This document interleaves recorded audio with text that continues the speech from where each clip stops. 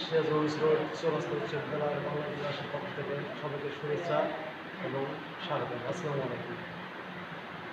করোনাকালীন সময় সারা বিশ্বেই শিক্ষা পড়া লেখাপড়ায় দেখা করছে, সেই ক্ষেত্রে আমাদেরও দেখা আমাদের বাংলাদেশের সেই বেড়াদের একটা অংশ আছে। তারপর মাননীয় প্রধানমন্ত্রী শেখ হাসিনার উদ্যোগে অনলাইন ক্লাস ব্যবস্থা চালু হয়েছে, যেখানে যতটুকু সম্ভব প্রবলেম ঘাটতি পূরণ করার জন্য চেষ্টা করা হয়েছে। তার অংশ হিসাবে আজকে আমাদের স্কুলের পক্ষ থেকে অনলাইন ক্লাস অংশগ্রহণ করছে এবং আজকে ক্লাসে আমি মোহাম্মদ রুহুল আমিন তোমাদের নবম দশম শ্রেণীর একটি গুরুত্বপূর্ণ ক্লাস অংশগ্রহণ নেব। আশা করি সবাই ভালো লাগবে এবং আমাদের সাথে অংশগ্রহণ করবে। তোমাদের যদি প্রয়োজনীয় কাগজপাতি খাতা কলম এগুলো সব রেডি রাখতে হবে। আজকে আমি তোমাদের যেটা আলোচনা করতে চাই ষষ্ঠ অধ্যায়ের মূল ধারণা এবং রাসায়নিকরণের একটা গুরুত্বপূর্ণ, সেটা হচ্ছে দ্রবণ। দ্রবণ কি সেটা আমরা পূর্বের ক্লাসে জেনে আসছি।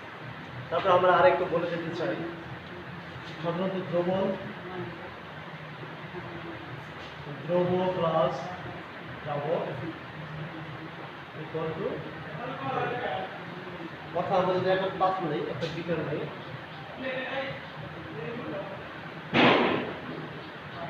বিকারের ভিতরে যদি নির্দিষ্ট পরিমাণ দ্রাবক করি, দ্রাবক হিসেবে আমরা এখানে বিভিন্ন পদার্থ ব্যবহার করতে পারি। সাধারণত পদ্ধতি ব্যবহার করতে দ্রাবক হিসেবে সাধারণত পানি ব্যবহার করা যায়, বেঞ্জিন ব্যবহার করা যায়, অ্যালকোহল ব্যবহার করা যায়। আজকে আমরা যেটা দ্রাবক ব্যবহার করছি দ্রাবকের ভিতরে যদি সামান্য পরিমাণ দ্রব বা বিভিন্ন পরিমাণে দ্রব্য যোগ করে নেই, কেন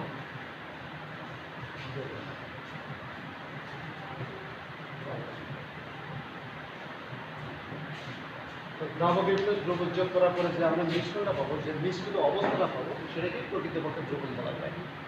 এখন এই দ্রবণের ভিতরে দ্রাবক থাকবে এবং দ্রব থাকবে, এবং এটা কিন্তু মিশ্রিত অবস্থা। যদি মিশ্রিত অবস্থা না থাকে, অসমস্যত অবস্থা থাকে, সেটাকে আসলে পারফেক্ট দ্রবণ বলা যায়। এখন নির্দিষ্ট দ্রাবক এখানে আমরা যেটা ব্যবহার করেছিলাম সেটা আমরা বলে দিয়েছি অলরেডি, পানি। দ্রাবক হিসেবে পানি ব্যবহার, পানির যে দ্রব নির্দিষ্ট পরিমাণ যোগ করেছে, অথবা এটা কিন্তু আমাদের ইচ্ছারও করতে পারছে। অথবা আমরা যদি দ্রাবকের ভিতরে যে দ্রবটা আছে সেটা পরিমাণে অল্প বা বেশি যোগ করি, তাহলে দ্রবণের প্রকৃতিটা বিভিন্ন রকম হতে পারে। সেক্ষেত্রে তুলনামূলকভাবে দ্রব যদি আমরা অল্প যোগ করি, তাহলে ওই দ্রবণটাকে যে নামে বলা হবে সেটাকে বলা হবে লঘু দ্রবণ। অর্থাৎ আমরা জেনে যাবো এক্ষেত্রে লঘু দ্রবণ।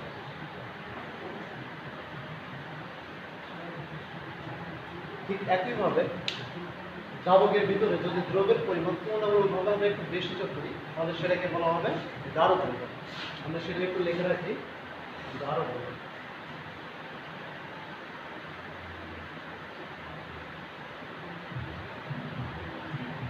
আসলে একটা দ্রবণ লঘু বা গাঢ় পেতে হলে কতটুকু দ্রব্য যোগ করতে হবে তার কোনো নির্দিষ্ট নিয়ম নেই, তবে বলা হয়েছে তুলনামূলকভাবে। যেমন আমি একটা এক্সাম্পল হিসাবে দিতে চাই, এখানে এথেন অবশ্যই আমাকে কমেন্টে জানিয়ে দেবে, আমি পরবর্তীতে সেটা সমাধান করার চেষ্টা করব। মনে করলাম একটা টেস্ট টিউবের ভিতরে 10 ml দ্রাবক আছে, 10 ml পানি, 1 নম্বর টেস্ট টিউব। পাশাপাশি আরেকটা টেস্ট টিউব হলো যেখানে 10 ml দ্রাবক ওটা পানি আছে। প্রথম টেস্ট টিউবে দ্রব হিসাবে আমরা যে কোনো পদার্থ যোগ করতে পারি। যদি দ্রব হিসাবে আমরা হাইড্রোক্লোরিক অ্যাসিড যোগ করি, মনে করলাম প্রথম টেস্ট টিউবে আমরা দ্রব হিসাবে পানির ভিতরে 2 ml HCl অ্যাসিড যোগ করবো, অর্থাৎ হাইড্রোক্লোরিক অ্যাসিড যোগ করবো। ঠিক একইভাবে দ্বিতীয় টেস্ট টিউব অর্থাৎ 2 নম্বর টেস্ট টিউবে যদি আমরা 10 ml দ্রাবকের ভিতরে 5 ml HCl অ্যাসিড যোগ করি, হাইড্রোক্লোরিক অ্যাসিড যোগ করি, তাহলে সেটা একটু দ্রবণ হতে পারে। এখানে 1 নম্বর টেস্ট টিউব এবং 2 নম্বর টেস্ট টিউবের দিকে যদি আমি লক্ষ্য করি, তাহলে দেখা যাবে 1 নম্বর টেস্ট টিউবের দ্রাবক এবং 2 নম্বর টেস্ট টিউবের দ্রাবকটা পরস্পর সমান, কিন্তু যোগকৃত দ্রব্যের পরিমাণ ভিন্ন। অর্থাৎ 1 নম্বর টেস্ট টিউবে দেখা যাচ্ছে যোগকৃত দ্রব্য হচ্ছে 2HCl, 2 ml। 2 নম্বর টেস্ট টিউবে দেখা যাচ্ছে যোগকৃত HCl এর পরিমাণ হচ্ছে 5 ml। অর্থাৎ আমরা দুইটা যে দ্রবণ পেলাম, এই দ্রবণের ভিতরে যেটা বলতে পারি 1 নম্বর টেস্ট টিউবের পরিমাণ যোগকৃত দ্রব্যের পরিমাণ অল্প হয়, এটাকে আমরা লঘু দ্রবণ বলতে পারি। ঠিক একইভাবে 2 নম্বর টেস্ট টিউবে তুলনামূলকভাবে দ্রাবক একই, বাট যোগকৃত HCl এর পরিমাণ 5 ml অর্থাৎ বেশি হওয়ার কারণে এটাকে আমরা গাঢ় দ্রবণ বলতে পারি। অর্থাৎ এইভাবে আমরা লঘু এবং গাঢ় দ্রবণকে বুঝতে পারি। যদিও এই ক্ষেত্রে কতটুকু যোগ করবো দ্রব্য বা দ্রাবক একটা নির্দিষ্ট নিয়ম নেই, তবে এটা বলা যায়। তবে এইটাই দ্রব্যের উপরে কিন্তু দ্রবণের লঘু বা গাঢ়ত্ব নির্ভর করে। এক্ষেত্রে ভিন্ন ভিন্ন পয়েন্টের উপর নির্ভর করে। যেমন দ্রাবকটা যদি চেঞ্জ হয়, আমরা সেই ক্ষেত্রে একটু দেখাতে চাই দ্রাবক চেঞ্জ হলে কীভাবে একটা দ্রবণ লঘু বা গাঢ় হতে পারে, সেটা আমরা একটু দেখতে চাই। এবার আমরা আরেকটা দুটো টেস্ট টিউব দেবো। প্রথম টেস্ট টিউবে আমরা এবার দ্রাবক যোগ করবো, হচ্ছে দ্রাবক থাকবে তেল, সেটা পানি। আর দ্বিতীয় যে টেস্ট টিউব থাকবে, দ্বিতীয় টেস্ট টিউবে আমরা দ্রাবক হিসাবে পানি নেব।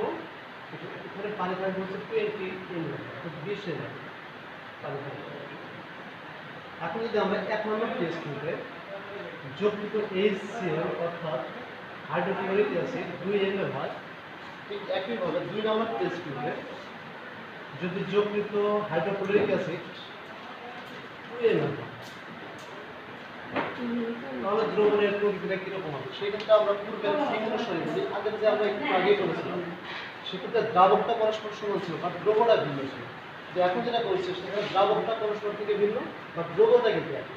সেক্ষেত্রে একটু খেয়াল করলে বোঝা যায় যে 1 নম্বর টেস্ট টিউবে আমাদের দ্রব একই বা দ্রাবকটা হচ্ছে পরিমাণের বা তুলনামূলকভাবে 2 নম্বর হচ্ছে কম। সুতরাং এই 1 নম্বর টেস্ট টিউবের দ্রবণটাকে বলা হবে দ্রাবক। ঠিক একইভাবে 2 নম্বর টেস্ট টিউবে তুলনামূলকভাবে দ্রাবকটা বেশি হওয়ার কারণে আমরা 2 নম্বর টেস্ট টিউবে যে দ্রবণটা সৃষ্টি হচ্ছে সেটাকে আমরা বলতে পারি লৌহ দ্রবণ। অর্থাৎ এখান থেকে আমরা লৌহ এবং গাঢ় দ্রবণ সম্পর্কে একটি ধারণা পেয়ে যেতে পারি আর কি। অর্থাৎ আমাদের দ্রবণের প্রকৃতি লৌহ এবং গাঢ় এটা যেমন দ্রাবকের পরিমাণের উপর নির্ভর করে, ঠিক একইভাবে আমাদের যৌগিত দ্রবের উপরে নির্ভর করে। এখন আমরা পরবর্তী দিকে আগাতে চাই। তাহলে এখান থেকে দেখা গেল যে একইভাবে দ্রবণ সৃষ্টি করলেও দ্রবণের প্রকৃতিটা ভিন্ন ভিন্ন রকম হতে পারে। কখনো গাঢ় হতে পারে, কখনো লঘু হতে পারে। আর গাঢ় লঘুটা সবসময় নির্ভর করছে দ্রবণের ভিতরে আমরা কতটুকু অর্থাৎ দ্রাবকের ভিতরে কতটুকু দ্রব যোগ করবো সেটার উপর।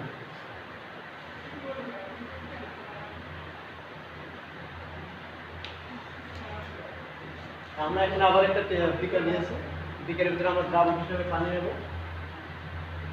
কতটুকু পানি নেব সেটা আমাদের ইচ্ছার উপর ডিপেন্ড করতেছে। আমি এই ক্ষেত্রে দ্রাবকটা 1 লিটার, 1 লিটার দ্রাবক কত পানি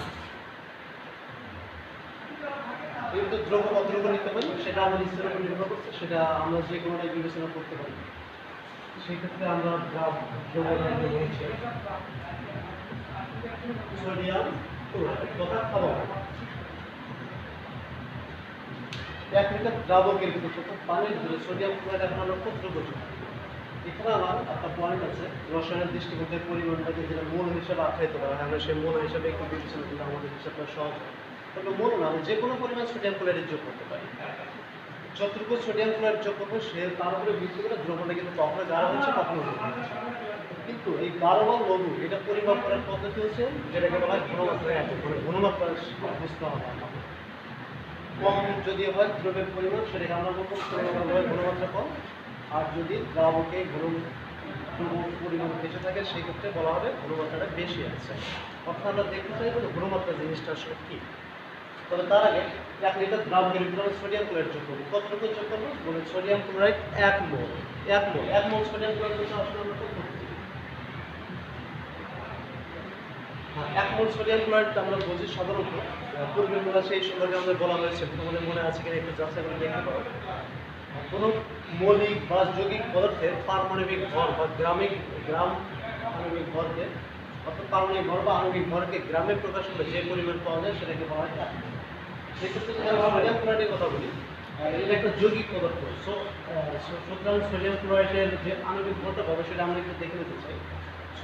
সোডিয়ামের পারমাণবিক ভর আমরা সবাই কিন্তু জানি, সেটা হচ্ছে 23 প্লাস ক্লোরিনের পারমাণবিক ভরটা আমরা সবাই জানি, সেটা হচ্ছে 35.5। অর্থাৎ আমি যদি দুইটার ভরটা যোগ করে নিই রেজাল্টটা তাহলে হয়ে যাবে 58.5 সোডিয়াম ক্লোরাইড। এবং এই সোডিয়াম ক্লোরাইডের 58.5 এটাকে যদি আমি গ্রামে প্রকাশ করি তাহলে যে যতটুকু কিনা সেটাকে বলা হবে 1 মোল সোডিয়াম ক্লোরাইড। তাহলে আমি 5 মিনিট তথা বিকেলের ভিতরে যদি 1 মোল সোডিয়াম ক্লোরাইড তথা 18.5 গ্রাম অর্থাৎ 8.5 গ্রাম সোডিয়াম ক্লোরাইড যোগ করি, তাহলে আমরা নির্দিষ্ট গুণমাত্রার দ্রবণ পাবো। তো সেই ক্ষেত্রে 1 লিটার দ্রাবকের ভিতরে 1 মোল দ্রবণ যোগ করলে যে দ্রবণটা পাবো সেটাকে বলা হচ্ছে মোলার দ্রবণ, যেটা আমাদের আজকের শিক্ষণের প্রথমে লেখা আছে মোলার দ্রবণ। মোলার দ্রবণের সংজ্ঞাটা আমরা এখান থেকে ইচ্ছা করলে বলতে পারি যে এক নির্দিষ্ট তাপমাত্রায় 1 লিটার দ্রাবকের ভিতরে কোনো দ্রব্যের যদি 1 মোল পরিমাণ দ্রবীভূত থাকে, তাহলে যে দ্রবণ পাওয়া যাবে সেটাকে বলা হবে মোলার দ্রবণ। এখন আমরা সবসময় কি 1 মোলে যোগ করবো? আমরা এখানে তো 1 মোলে যোগ না করে 2 মোল অর্থাৎ 8.5 এর ডাবল যোগ করতে পারি অথবা তার অর্ধেক যোগ করতে পারি। যতটুকু যোগ করি না কেন সেই অনুসারে আমাদের মোলার দ্রবণের নামটা কিন্তু সেম। কীরকম? 1 মোলার পরিবর্তে যদি আমি এখানে 2 মোল যোগ করি সোডিয়াম ক্লোরাইড,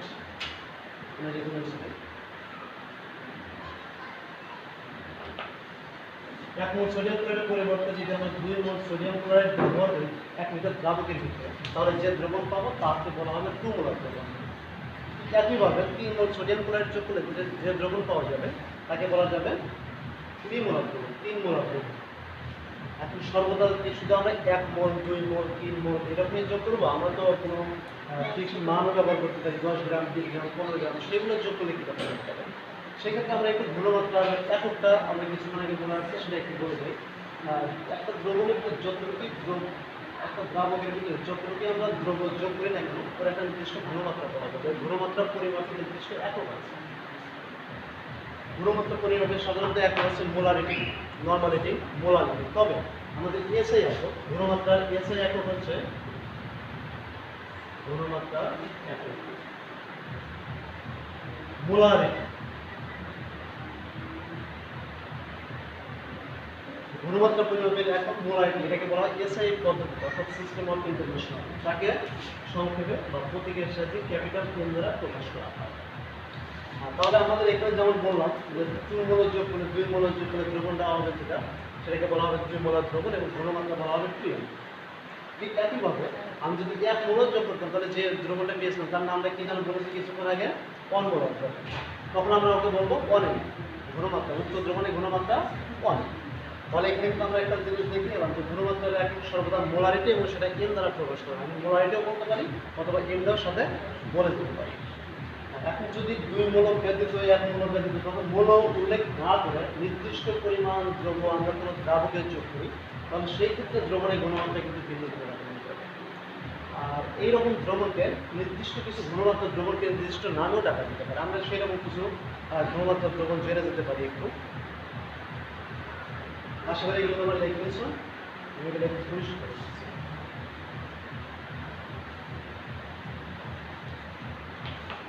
তারা আমাদের দ্রব্য যোগ করার পরে ভিত্তি করে ঘনমাত্রা কিন্তু বের করা যায়। সেক্ষেত্রে ঘনমাত্রা কত হতে পারে আমরা একটু ঘনমাত্রার একটা হিসাব করে দেখি। আমাদের এই বিকারে 1 লিটার পানি আছে তখন দ্রাবক আছে, সোডিয়াম ক্লোরাইড আমরা কতটুকু যোগ করবো? আমরা নির্দিষ্ট পরিমাণ সোডিয়াম ক্লোরাইড যোগ করে দিতে পারি। সোডিয়াম ক্লোরাইড যোগ না করে আমরা অন্য কোনো পদার্থ কিন্তু যোগ করে দিতে পারি। আজকে একটু অন্য পদার্থ যোগ করি, কোন দিকে যেহেতু সোডিয়াম ক্লোরাইড যোগ করছি, সোডিয়াম হাইড্রোক্সাইড 1 লিটার পানির ভিতরে আমরা সোডিয়াম হাইড্রোক্সাইড যোগ করবো কতটুকু? 4 গ্রাম। তাহলে দ্রবণের ঘনমাত্রাটা কতটুকু হবে?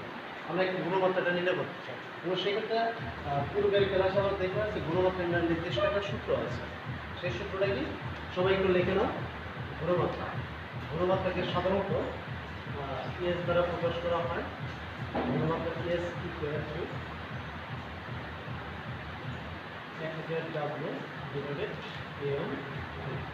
এটা ঘনমাত্রা এটা এস কে বলা হয় ঘনমাত্রা। পরিচয় হলে একটু সাথে সাথে লিখে দিয়ে যাই।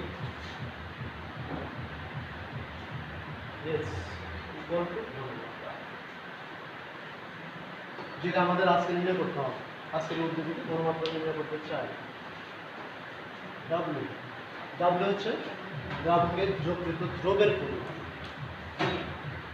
অর্থাৎ দ্রবের পরিমাণ।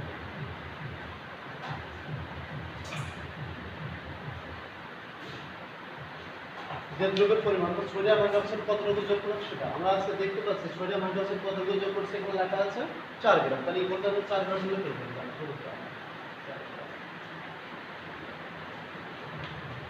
এরপরে আছে ক্যাপিটাল এম। এই এম এর পরিচয় যদি আমরা বলি সেটা হচ্ছে দ্রব্যের আণবিক ভর। যদিও কিছুক্ষণ আগে ঘনমাত্রার একক ভরাইটিকে কিন্তু আমরা ক্যাপিটাল এম দ্বারা প্রকাশ করে আছি, বাট সূত্রে যে এমটা আছে এটা হচ্ছে দ্রব্যের আণবিক ভর। আমরা এখানে দ্রব্য হিসেবে যোগ করেছি কিন্তু সোডিয়াম হাইড্রক্সাইড। সেটা সোডিয়াম হাইড্রক্সাইডের আণবিক ভর কত সেটা আমরা একটু দেখে এখানে বসিয়ে দিতে পারি। এই হচ্ছে দ্রব্যের আণবিক ভর। সোডিয়াম হাইড্রক্সাইডের আণবিক ভরটা এখানে আমরা একটু হিসাব করে দেখাবো। সোডিয়াম হচ্ছে 23 প্লাস অক্সিজেন হচ্ছে 16, হাইড্রোজেন হচ্ছে 1 ইকুয়াল টু 40। সোডিয়াম হাইড্রক্সাইডের আণবিক ভর হচ্ছে 40 গ্রাম। এরপরে আছে ভিউ। বিয়ের পরিচয়টা কি জানেন? বিয়ের পরিচয় হচ্ছে আমাদের দ্রবণের আয়তন। এবং সেক্ষেত্রে আমরা টোটাল দ্রাবক তথা দ্রবণ যতটুকু বানানো প্রয়োজন মনে করছে সেটা হচ্ছে 1 লিটার। তাহলে এক্ষেত্রে আমাদের বিয়ের পরিচয় হবে দ্রবণের আয়তন তথা অনুপাত। দ্রবণের আয়তন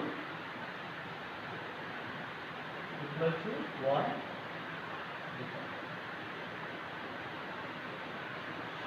তবে এক্ষেত্রে আমি একটা বিশেষ কথা বলার জন্য প্রয়োজন অনুভব করছি। সেক্ষেত্রে বি কিন্তু 1 লিটার, 1 লিটার না হয় 2 লিটার বা বিভিন্ন পরিমাপ করতে পারে।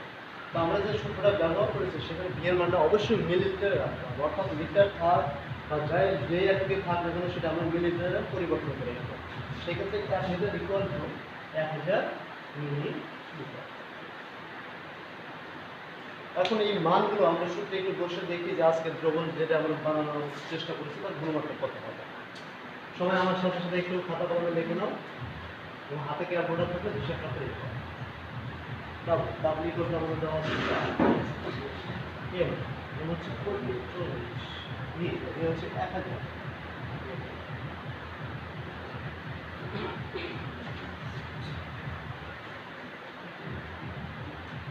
হিসাবটা একটু তোমরা দেখে নাও, আমি একটু হিসাবটা করে নিই। হিসাব করার সময় কিন্তু অবশ্যই তোমাদেরকে কেয়ারফুলি ভাবে হিসাব করতে হবে, কারণ হিসাবটা যদি ভুল হয়ে যায় প্রথম অঙ্কটাই কিন্তু চলে যাবে।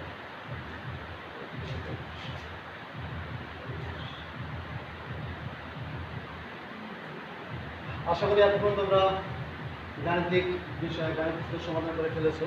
আমার মানটা একটু লিখে নাও। 0.1 এটা হচ্ছে আমাদের আজকের দ্রবণের ঘনমাত্রা। কিন্তু ঘনমাত্রা এককটা যেন কি বলেছিলাম কিছুক্ষণ আগে সেটা আমাদের সাথে অবশ্যই লিখতে হবে। ঘনমাত্রা একক বলেছিল মোলারিটি, তখন ক্যাপিটাল হবে। কারণ যে দ্রবণটা পোস্ট করলাম আজকে সেই দ্রবণের ঘনমাত্রা কত? 0.1 মোলারিটি। অর্থাৎ এইভাবে আমাদের উদ্দীপকের যে কোনো দ্রবণের ঘনমাত্রা ইচ্ছা করলে আমরা নির্ণয় করতে পারি। আশা করি তোমরাও পারবে। তোমরা একটু কেয়ারফুলি দেখবে যে কোনো অবশ্যই সমাধান হবে। খুবই কঠিন বিষয়, একদম ইজি একটা ম্যাথমেটিক্যাল টার্ম এটা। এটা চলে গেলে আমাদের ঘনমাত্রা নয়, যে কোনো ধরনের ঘনমাত্রা, সেক্ষেত্রে দ্রব্য চেঞ্জ হতে পারে, দ্রাবক চেঞ্জ হতে পারে, পরিমাণে চেঞ্জ হতে পারে। তখন আমরা একইভাবে একই ফর্মুলা অনুসরণ করে আমরা দ্রবণের ঘনমাত্রা নির্ণয় করি। এরপরে আমরা দ্বিতীয় পয়েন্ট আরেকটা দেখতে চাই যে দ্রবণ বারবার বানাচ্ছি আমরা নির্দিষ্ট দ্রাবকের ভিতরে দ্রবণ যোগ করে বানাচ্ছি, কিন্তু নির্দিষ্ট কোনো নিয়ম আছে কিনা, অর্থাৎ নির্দিষ্ট গুণমাত্রার দ্রবণ আমরা বানাতে পারবো কিনা সেক্ষেত্রে আমরা একটু দেখতে চাই। পূর্বের বিষয়গুলো একটু বোর্ডটা পরিষ্কার করে দেখতে চাই একটু সময়।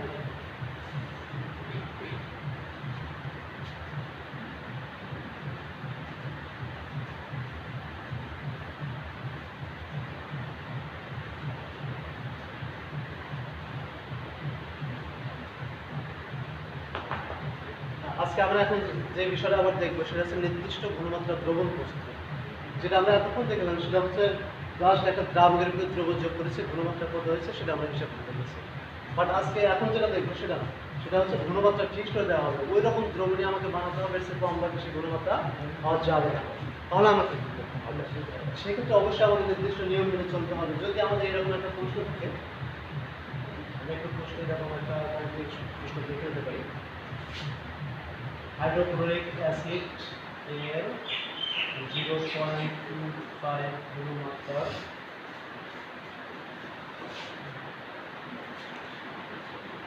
একশো ml দ্রবণ প্রস্তুত করে। এরকম একটা প্রশ্ন থাকে, তাহলে আমরা সেটা কিভাবে সমাধান করতে পারি? হাইড্রোক্লোরিক অ্যাসিডের একটা দ্রবণ বানাতে বলছে, যেখানে ঘনমাত্রা হবে অবশ্যই 0.25, এর চেয়ে কম বেশি হওয়া যাবে না। এবং টোটাল দ্রবণের পরিমাণ হতে হবে 100 ml। তাহলে এখানে দ্রবণটুকু কতটুকু যোগ করবো, অর্থাৎ এই পয়েন্টগুলো যদি আমি একটা বিকারের বিবেচনা করি, বিকার তথা সাধারণত দ্রবণ প্রস্তুত করতে হলে সেক্ষেত্রে বিকার ব্যবহার করতে হবে, সেক্ষেত্রে ভলিউমেট্রিক ফ্লাক্স তথা আয়তনৈতিক ফ্লাক্স ব্যবহার করা হয়। এরকম একটা আমরা আয়তনৈতিক ফ্লাক্স নিতে চাই, যার নির্দিষ্ট দাগ কাটা থাকবে। যেহেতু 100 ml দ্রবণ প্রস্তুত করবো, তাহলে আজকে আমাদের যে আয়তনৈতিক ফ্লাক্স থাকবে তার গায়ে নির্দিষ্ট দাগ কাটা থাকবে।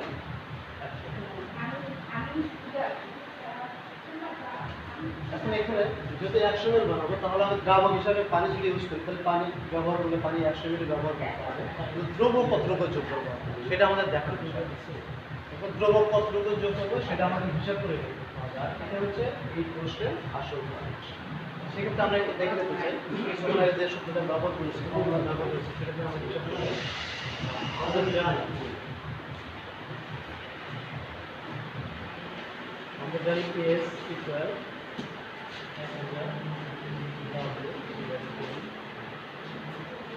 পরিচয়গুলো আমাদের মনে আছে। সেক্ষেত্রে ডাব্লু হচ্ছে দ্রবের পরিমাণ, সেটা আমরা এখন বের করবো। তাহলে সবসময় আমরা একটু সহজ করে নিই।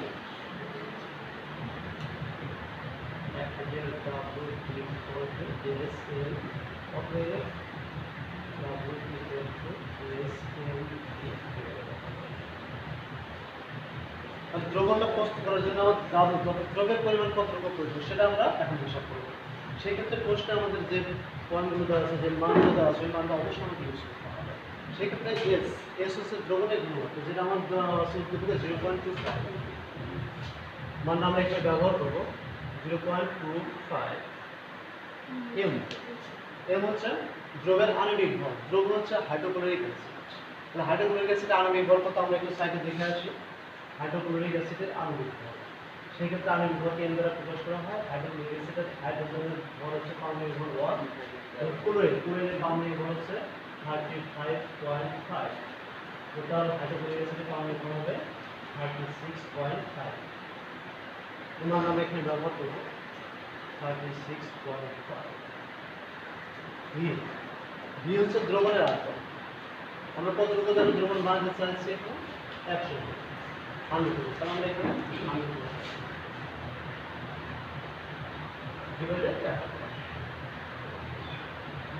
এখন আমরা এই হিসাবটা একটু দেখে নিতে চাই। তোমাদের হাতে ক্যালকুলেটর আছে, আশা করি তোমরা হিসাবটা একটু করে নাও। দেখাকে আমি একটু হিসাবটা দেখে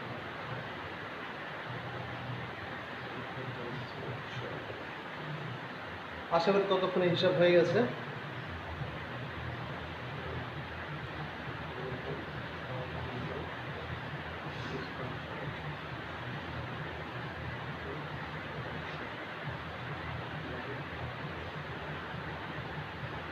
আমরা হিসাবটা একটু লিখে নেব। 0.9125। দশমিকের পরে আমাদের এখানে দেখা যাচ্ছে 4 বড়ার সাথে না রাখলে চলবে, তারপর আমি লিখে রাখছি। এই ক্ষেত্রে আমাদের দ্রবণ প্রস্তুতি করার জন্য দ্রবের পরিমাণ হতে হবে 0.9125 গ্রাম। অর্থাৎ আমি যে দ্রবণটা বানাতে চেয়েছিলাম, সেখানে দ্রাবকের ভিতরে আমাকে নির্দিষ্ট পরিমাণ হাইড্রোক্লোরিক অ্যাসিড যোগ করতে হবে, সেটা কত 0.9125 গ্রাম। তথা হাইড্রোক্লোরিক অ্যাসিড যেহেতু কম হতো, তাহলে আমরা এটাকে মিলিলিটারে বলতে পারি, গ্রামকে মিলিলিটারে পরিবর্তন করে আমরা এতটুকু হাইড্রোক্লোরিক অ্যাসিড যদি আয়তনৈতিক ফ্লাক্সে যোগ করি, তাহলে নির্দিষ্ট ঘনমাত্রার দ্রবণ পাওয়া যাবে। হিসাবটা আশা করি সবাই বুঝতে পারছো। হিসাবটা তুলে নেওয়া হয়েছে, তো তোমরা এটা তুলে নেবে অবশ্যই। তাহলে আমরা এখানে আজকে দ্রবণ কোষ্ঠের দ্রবণটা যদি বানাতে চাই, তাহলে নির্দিষ্ট দ্রাবকের ভিতরে নির্দিষ্ট দ্রবণ হাইড্রোক্লোরিক অ্যাসিড যোগ করতে হবে।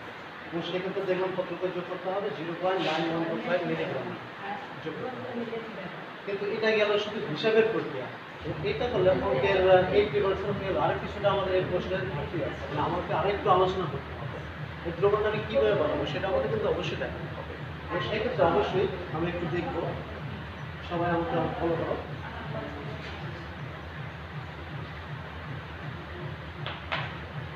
আমরা যে দ্রবণটা বানাবো, প্রথমে এরকম একটা আয়তনৈতিক ফ্লাক্স নেব। সেক্ষেত্রে প্রথমেই 100 ml পানি কিন্তু যোগ করবো, অল্প একটু পানি যোগ করে নিয়ে ওর ভিতরে হাইড্রোক্লোরিক অ্যাসিড যোগ করবো। কতটুকু যেন যোগ করার পর আমরা হিসাবটুকু পেয়ে গেছি 0.9125 তখন মিলিলিটার, এখানে মিলিলিটার বলতে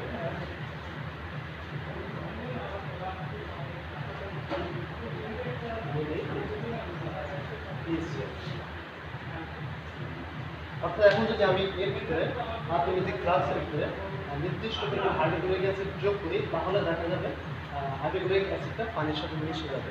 তারপর যদি পুরোপুরি না মিশে, এটা মিশানোর জন্য আমরা এই আর্থমেটিক গ্লাসটা একটু ঝাঁকিয়ে নেওয়ার পরে আমাদের কিন্তু এখনো দ্রবণ একসঙ্গে হয়নি, তাহলে একসঙ্গে যা করা আছে এখানে, সেক্ষেত্রে বাকিটা পূরণ করার জন্য আমরা আস্তে আস্তে পানি যোগ করবো, এবং আস্তে আস্তে সাথে সাথে ঝাঁকিয়ে দেবো।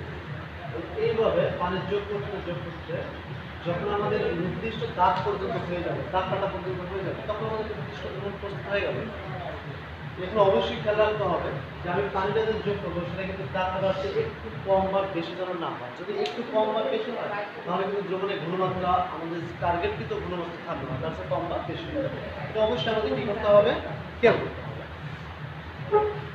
এভাবে আমরা কী করতে পারি, একটা দ্রবণ প্রস্তুত করতে পারি। কিন্তু এই দ্রবণ প্রস্তুত করার পর আজ ছোট্ট একটা কাজ আছে, এই আর্থমেটিক ফ্লাস্কটা যদি আমি কোনো ল্যাবে রেখে দিই, তাহলে অন্য একজন এসে ব্যবহার করতে হবে বা পারবে না, বুঝতে পারবে না এখানে আমরা কী দ্রবণ ব্যবহার করছি। সেই ক্ষেত্রে দ্রবণটা প্রস্তুত করার পরে যেটা করতে হয়, এর গায়ে একটা স্টিকার লাগাতে হয় এবং স্টিকারের গায়ে কী দ্রবণ অর্থাৎ হাইড্রোক্লোরিক অ্যাসিড এবং ঘনমাত্রা কত সেটা উল্লেখ করতে হয়। এইভাবে একটু দ্রবণ প্রস্তুত করা হয়। আশা করি তোমরা সবাই বুঝতে পারছো। আমরা এবার একটু তোমাদের বাড়ি কাজ দেবো, দেখি তোমরা বাড়ি কাজ কতটুকু বুঝতে পারছো এবং সেটা আগে করতে পারো। যতটুকু আমরা এখন আলোচনা করছি সেই বিষয়বস্তুর উপরেই একটা বাড়ি কাজ দিচ্ছি, তোমরা সবাই লিখে নিব কিভাবে 200 ml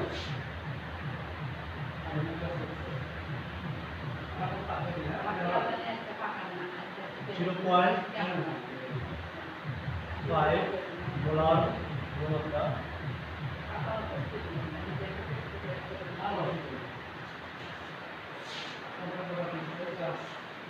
সোডিয়াম কার্বনেট এর দ্রবণ